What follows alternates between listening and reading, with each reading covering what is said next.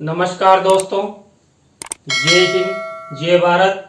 मैं हूं सीएल सैनी और CDRK सैनी बीएड क्लासेस पर आप सभी का हार्दिक स्वागत है, अभिनंदन है। देखिए, हमारे चैनल के माध्यम से आप सभी के लिए पाठ योजना निर्माण कार्यक्रम चलाया जा रहा है। पाठ योजना कार्यक्रम के द्वारा आप सभी के लिए आपके शिक्षण विषयों पर पाठ योजनाओं का निर्माण करना बताया जा रहा है। आपको उद्देश्य से लेकर पूरी पाठ योजना का निर्माण आप कैसे कर सकते हैं, किस तरह आपको उद्देश्य बनाने हैं, किस तरह विशिष्टीकरण और अपेक्षित व्यवहारगत परिवर्तन का निर्माण करते हुए प्रस्तावना के प्रश्न किस तरह के होने चाहिए, प्रस्तावना के प्रश्नों में क्या क्या हमें ध्यान रखना चाहिए, किस तरह प्रस्तुतिकरण के अंतर्गत कितने शिक्षण बिंदु आपको प्रयोग करना चाहिए, किस तरह का श्रव्य दृश्य पाठ योजना में निर्माण किया जाता है, किस तरह के पुनरावृत्ति प्रश्न होते हैं और किस तरह हम मूल्यांकन के प्रश्न छात्रों के लिए बनाते हैं। तो इन सब के बारे में हम बताते हैं। आज की लाइव क्लास में हम आपको जो विज्ञान पाठ योजना क्रमांक 6 है उसके अंतर्गत देखिए, जो जीव विज्ञान है, बायोलॉजी के अंतर्गत हम पाचन तंत्र पर आधारित पाठ योजना का निर्माण करना आपको बताएंगे। तो आप सब बने रहें हमारे साथ, हमारे चैनल के साथ। और यदि आप हमारे चैनल पर पहली बार आए हैं तो हमारे इस चैनल को सब्सक्राइब करें और पास ही बने बेल आइकन को जरूर दबावें। देखिए, जब भी हम बायोलॉजी की पाठ योजना का निर्माण करते हैं, यानी साइंस की पाठ योजना का निर्माण करते हैं, तो सबसे पहले शामपट पूर्ति का निर्माण किया जाता है। शामपट पूर्ति के अंतर्गत वही विद्यालय का नाम, कक्षा, दिनांक, विषय, कालांश और कालांश का समय। अब यहाँ पर देखिए, हम विज्ञान की पाठ योजना का निर्माण करने जा रहे हैं। तो विज्ञान में भी कई उप विषय होते हैं। तो यहाँ पर देखिए, हम उप विषय के रूप में जीव विज्ञान पर आधारित जो पाचन तंत्र है, इस प्रकरण पर पाठ योजना का निर्माण करेंगे। देखिए, प्रकरण को हमेशा 20 सेंटर में लिखते हैं, अंडरलाइन करते हैं और इन्वर्टेड कोमाज में उसे बंद करते हैं। चाहे आप प्रकरण का नाम 10 जगह लिखो या 20 जगह लिखो, इन्वर्टेड कोमाज और अंडरलाइन होना अति आवश्यक है। इसके बाद हम उद्देश्यों का निर्माण करते हैं। उद्देश्यों के साथ साथ हम विशिष्टीकरण और अपेक्षित व्यवहारगत परिवर्तन बनाते हैं। देखिए, जब हम साइंस की पाठ योजना का निर्माण करते हैं तो 6 उद्देश्य बनाते हैं। 6 उद्देश्यों में पहला उद्देश्य होता है ज्ञान। अब ज्ञान से रिलेटेड यहाँ पर ये विशिष्टीकरण बनाए जाएंगे और ये अपेक्षित व्यवहारगत परिवर्तन बनाए जाएंगे। देखिए, यहाँ पर जब हम उद्देश्य, विशिष्टीकरण और अपेक्षित व्यवहारगत परिवर्तन बनाते हैं तो मेन ध्यान होना चाहिए आपका, जो आपका मुख्य प्रकरण है उस पर। तभी जाकर आप उद्देश्य, विशिष्टीकरण और अपेक्षित व्यवहारगत परिवर्तन बना सकते हैं। इसी तरह दूसरे नंबर का उद्देश्य अवबोध। अवबोध से रिलेटेड ये विशिष्टीकरण और ये अपेक्षित व्यवहारगत परिवर्तन आपको इस तरह बनाना है। तो ये हमारे 2 उद्देश्य हुए। थर्ड नंबर का उद्देश्य होता है ज्ञानोपयोगी। ज्ञानोपयोगी से रिलेटेड ये विशिष्टीकरण और ये अपेक्षित व्यवहारगत परिवर्तन। देखिए, हम जब भी विशिष्टीकरण और अपेक्षित व्यवहारगत परिवर्तन बनाते हैं तो 1 से 2 विशिष्टीकरण और 2 से 3 अपेक्षित व्यवहारगत परिवर्तन बनाते हैं। इसी तरह 4th नंबर का उद्देश्य है कौशल। कौशल से रिलेटेड ये विशिष्टीकरण बनाए जाते हैं और ये अपेक्षित व्यवहारगत परिवर्तन बनाए जाते हैं। तो ये हमारे 4 उद्देश्य कंप्लीट हुए।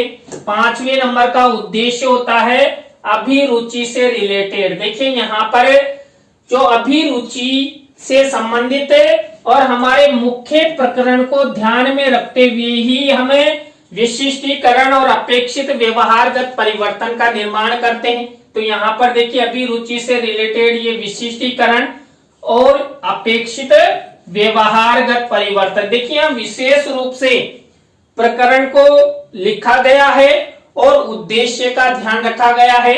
इसी तरह छठे नंबर का उद्देश्य है अभिवृत्ति। अभिवृत्ति से रिलेटेड ये विशिष्टीकरण और ये अपेक्षित व्यवहारगत परिवर्तन। इस तरह आपको प्रत्येक साइंस की पाठ योजना में 6 उद्देश्य बनाने होते हैं। उद्देश्यों के बाद हम यहाँ पर कक्षा शिक्षण सहायक सामग्री का कॉलम बनाते हैं। कक्षा शिक्षण सहायक सामग्री 2 प्रकार की होती है, सामान्य और विशिष्ट। देखिए यहाँ पर मुख्य रूप से आपको विशिष्ट शिक्षण सहायक सामग्री पर ध्यान देना है, क्योंकि विशिष्ट शिक्षण सहायक सामग्री के अंतर्गत हम चार्ट, चित्र, मॉडल, प्रतिकृति आदि का निर्माण करते हैं। तो यहाँ पर देखिए जो हमने पाचन तंत्र प्रकरण लिया है, इस पर हम चार्ट और चित्र का प्रयोग करेंगे। इसी तरह पूर्व ज्ञान का कॉलम बनाया जाता है। छात्र पाचन तंत्र के बारे में सामान्य जानकारी रखते हैं और इसके बाद शिक्षण बिंदु से रिलेटेड कॉलम बनता है। देखिए हम जब इस पाठ योजना का प्रस्तुतिकरण करेंगे तो 3 शिक्षण बिंदु प्रयोग में लेंगे, जिसमें पहला आहार नाल, दूसरा दांत और तीसरा आमाशय। अब देखिए जो तीनों हम शिक्षण बिंदु लेते हैं ये हमारे मुख्य प्रकरण से रिलेटेड होते हैं। तो ये तीनों पाचन तंत्र से रिलेटेड शिक्षण बिंदु है। तो मुख्य प्रकरण के आधार पर यहाँ पर 3 शिक्षण बिंदु बनाए जाते हैं। तो यहाँ तक की प्रक्रिया आपको बनानी है। इसके बाद हमारी मुख्य पाठ योजना शुरू होती है और मुख्य पाठ योजना हमारी प्रस्तावना शिक्षण बिंदु से शुरू होती है। देखिए यहाँ पर जो प्रस्तावना शिक्षण बिंदु है यह पहला शिक्षण बिंदु होता है। इसके अंतर्गत हम 3 से 5 प्रस्तावना के प्रश्न बनाते हैं। प्रश्नों में तारतम्यता होती है, जिग जैक होता है, छात्रों से जो उत्तर मिलता है उसी उत्तर से प्रश्न बनाया जाता है। प्रश्नों में सरल से कठिन की ओर शिक्षण सूत्र का प्रयोग किया जाता है और जितने भी प्रश्न पूछे जाते हैं ये सब प्रश्न छात्रों के पूर्व ज्ञान पर आधारित होते हैं। अंतिम प्रश्न समस्यात्मक होना चाहिए। तो यहाँ पर देखिए हमारे द्वारा पाचन तंत्र पर आधारित प्रस्तावना के प्रश्न बनाए गए हैं। इसमें पहला प्रश्न है मानव जीवित रहने के लिए क्या क्या करता है। देखिए मानव जीवित रहने के लिए पानी पीता है, भोजन करता है, श्वसन क्रिया लेता है। अब श्वसन क्रिया में कौन सी गैस यूज करता है? ऑक्सीजन। तो यहाँ पर ये उत्तर मिला। अब इसी उत्तर से हमारा नेक्स्ट प्रश्न बनेगा भोजन करने के बाद क्या होता है।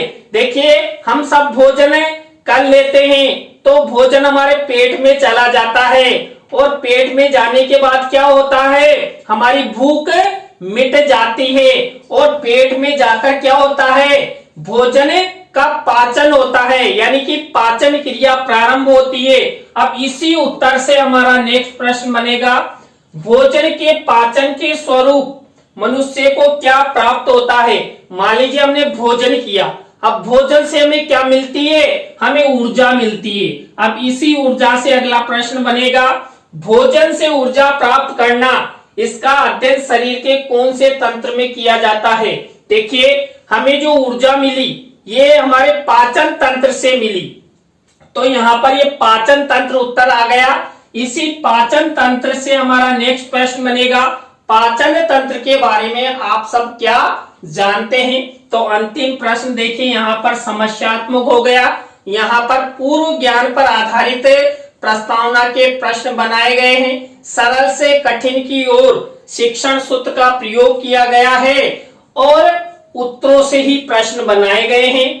और यहाँ पर प्रश्नों में तारतम्यता है, जिग जैक है। तो इन सब बातों का आपको प्रस्तावना के प्रश्न बनाते समय विशेष रूप से ध्यान रखना है, तभी जाकर आपके प्रस्तावना के प्रश्न अच्छे बन सकते हैं।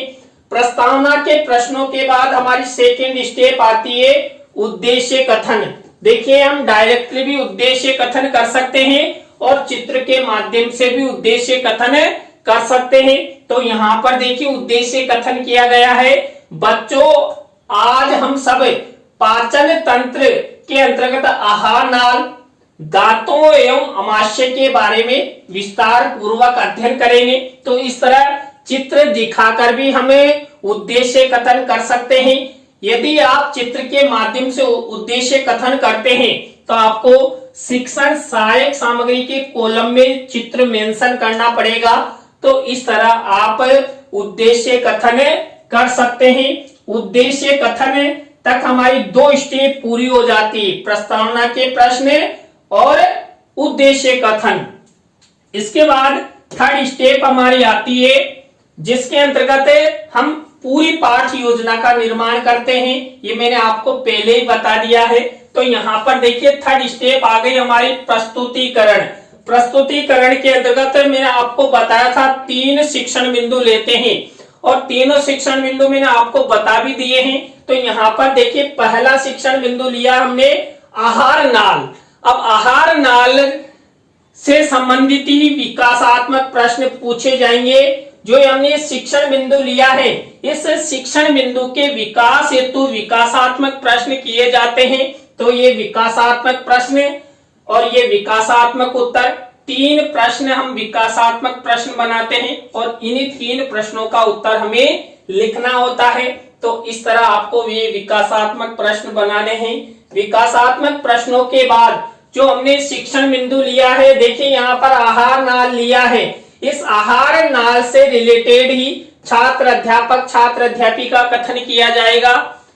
अब इसी छात्र अध्यापक अध्यापिका से रिलेटेड ही हम क्या करते हैं, जो शामपट कार्य होता है, इसके अंतर्गत हम ब्लैक शीट का निर्माण करके यहाँ पर मुख्य शब्द, सेंटेंस, परिभाषा को इस ब्लैक शीट पर लिख देते हैं। जब हम कक्ष में इसका प्रस्तुतिकरण करते हैं तो इस तरह शामपट पर लिखकर बच्चों को हम समझा सकते हैं।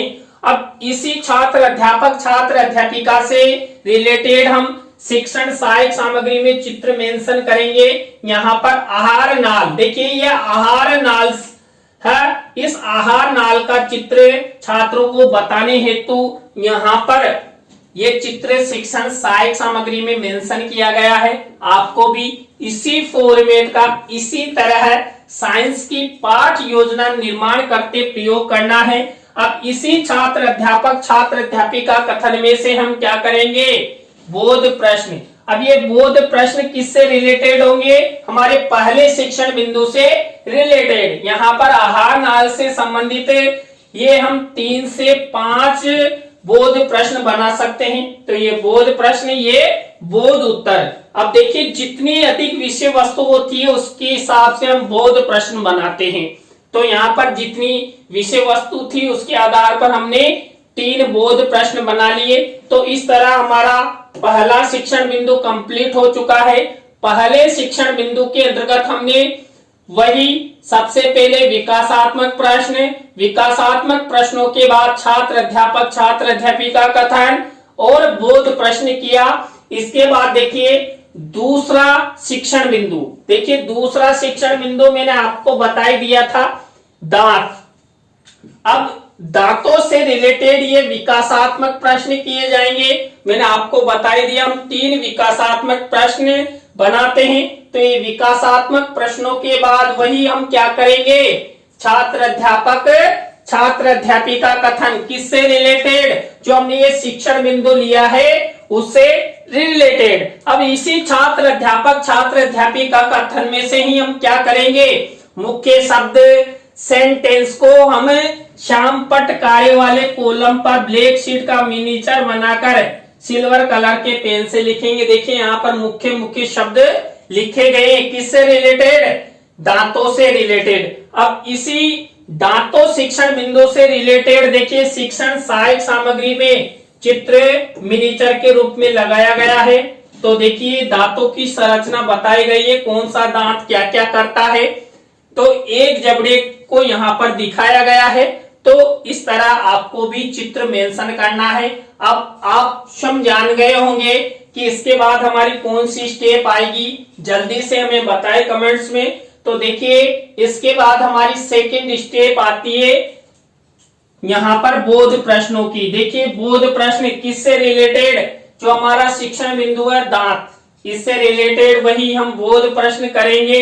मैंने आपको बता ही दिया हम 3 से 5 बोध प्रश्न बना सकते हैं। तो यहाँ पर देखिए मेरे द्वारा 3 बोध प्रश्न बनाए गए हैं दांतों से रिलेटेड। तो इस तरह आपके 2 शिक्षण बिंदु कंप्लीट हो चुके हैं। दोनों शिक्षण बिंदुओं में हमने क्या किया, सबसे पहले विकासात्मक प्रश्न किए, विकासात्मक प्रश्नों के बाद छात्र अध्यापक छात्र अध्यापिका कथन किया और बोध प्रश्न यहाँ पर बनाए गए।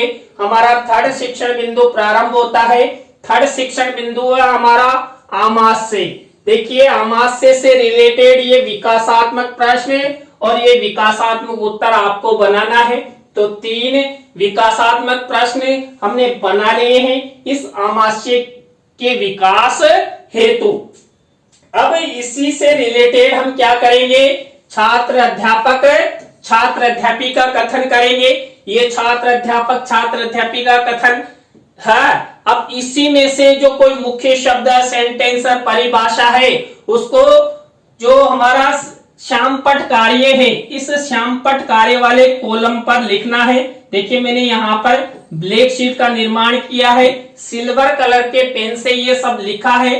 तो आपको इसी तरह मेंशन करना है। और यहाँ पर जो आमाशय है इस आमाशय का चित्र देखिए यहाँ पर शिक्षण सहायक सामग्री के कॉलम पर मिनीचर के रूप में लगाया गया है। तो आपको भी इसी तरह आमाशय से रिलेटेड ये छात्र अध्यापक छात्र अध्यापिका कथन करना है। अब इसी से रिलेटेड हम क्या करेंगे, बोध प्रश्न बनाएंगे। किससे रिलेटेड, आमाशय से रिलेटेड। तो यहाँ पर देखिए 3 बोध प्रश्न बनाए गए हैं। तो यहाँ पर हम ये बोध प्रश्न और ये बोध उत्तर इस तरह बनाते हैं। तो इस तरह हमारे 3 शिक्षण बिंदु कंप्लीट हो चुके हैं। तीनों शिक्षण बिंदुओं में हमने क्या किया, सबसे पहले विकासात्मक प्रश्न, विकासात्मक प्रश्नों के बाद छात्र अध्यापक छात्र अध्यापिका कथन और बोध प्रश्न। तो इस तरह आपको ये 3 शिक्षण बिंदु कंप्लीट करने हैं। तीनों शिक्षण बिंदुओं के बाद हमारी 4th नंबर की स्टेप आती है पुनरावृत्ति प्रश्नों की। जो पुनरावृत्ति प्रश्न होते हैं ये हम जो 3 शिक्षण बिंदु लेते हैं ये तीनों शिक्षण बिंदुओं से रिलेटेड होते हैं। 5 पुनरावृत्ति प्रश्न बनाए जाते हैं। देखिए यहाँ पर ये 5 पुनरावृत्ति प्रश्न बनाए गए हैं। किससे रिलेटेड, पाचन तंत्र से रिलेटेड है। देखिए पाचन तंत्र के अंतर्गत हमने 3 शिक्षण बिंदु लिए। अब तीनों शिक्षण बिंदुओं से रिलेटेड ये 5 प्रश्न बनाए गए हैं। तो इस तरह आपको ये पुनरावृत्ति प्रश्नों का निर्माण करना है। पुनरावृत्ति प्रश्नों के बाद हमारी नेक्स्ट स्टेप आती है मूल्यांकन प्रश्नों की। देखिए मूल्यांकन प्रश्नों में मैंने आपको बता ही दिया था कि 3 तरह के प्रश्न लेते हैं, वस्तुनिष्ठ प्रश्न, रिक्त स्थानों से रिलेटेड या सत्य असत्य से रिलेटेड या लघुत्रात्मक अति लघुत्रात्मक से रिलेटेड। देखिए यहाँ पर 6 प्रश्न बनाए गए हैं, 3 तरह के प्रश्न। देखिए ये अब तीनों में वही 2-2 प्रश्न बनाए गए हैं। तो इस तरह 6 प्रश्न बनाए गए हैं और 6 प्रश्नों में देखिए वही ब्लैक शीट का निर्माण किया गया है, सिल्वर कलर के पेन से लिखा गया है। और देखिए एक विशेष बात और ध्यान रखिएगा कि आप किसी भी प्रश्न का उत्तर नहीं लिखेंगे। यहाँ पर देखिए जो ये उत्तर लिखे जाते हैं ना, जब हम मूल्यांकन प्रश्नों का प्रस्तुतिकरण कक्षा कक्ष में करते हैं तो छात्रों से पूछकर उत्तर लिखा जाता है। तो आप जब दैनिक पाठ योजना निर्माण डायरी में जब मूल्यांकन प्रश्न बनाए तो किसी का उत्तर नहीं लिखे, केवल ऑप्शंस दे सकते हैं। तो इस तरह ये मूल्यांकन प्रश्न है। और जब आपका फाइनल लेसन होता है तो एक तरफ लपेट श्याम फलक पर ये मूल्यांकन प्रश्न लिखे जाते हैं और एक तरफ गृह कार्य का प्रश्न लिखा जाता है। और गृह कार्य हमारी अंतिम स्टेप भी होती है। तो यहाँ पर देखिए वही श्यामपट्ट कार्य वाले कॉलम पर ब्लैक शीट का निर्माण करके एक निबंधात्मक प्रश्न दिया जाता है। तो इस तरह आपको पाचन तंत्र पर आधारित पाठ योजना का निर्माण करना है। और देखिए यदि आप ध्यान से पाठ योजना का निर्माण करते हैं तो आपको कोई सा भी विषय दे दिया जाए, कोई सा भी प्रकरण दे दिया जाए, आप अच्छे से पाठ योजना का निर्माण कर सकते हैं। बस यहाँ पर थोड़ा सा ध्यान रखना है। तो देखिए, आज की लाइव क्लास में हमने जो विज्ञान पाठ योजना क्रमांक 6 है उसके अंतर्गत पाचन तंत्र पर आधारित पाठ योजना का निर्माण करना आपको बताया। आज की पाठ योजना आपको कैसी लगी कमेंट्स में हमें जरूर बताएं। अच्छी लगी हो तो लाइक करें, कमेंट्स करें और शेयर जरूर करें। दोस्तों, आप हमारी लेसन प्लान की वीडियो को शेयर करते हैं तो मुझे भी मनोबल मिलता है और मैं भी आपके लिए कुछ नया करने का प्रयास करता हूं। तो इसी तरह नई पाठ योजना के साथ हम आपसे फिर मिलेंगे CDRK Saini B Ed classes YouTube channel पर। जय हिंद, जय भारत, राम राम।